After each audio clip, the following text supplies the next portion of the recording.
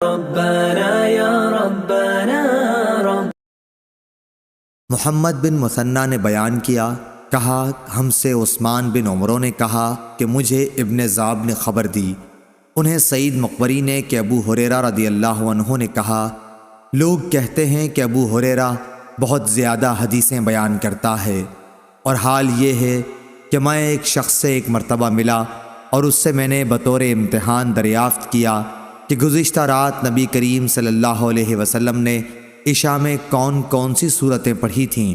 اس نے کہا کہ مجھے نہیں معلوم۔ میں نے پوچھا کہ تم نماز میں شریک تھے؟ کہا کہ ہاں تھا۔ میں نے کہا لیکن مجھے تو یاد ہے کہ آپ صلی اللہ علیہ وسلم نے فلاں فلاں صورتیں پڑھی تھیں۔ صحیح بخاری حدیث نمبر 1223۔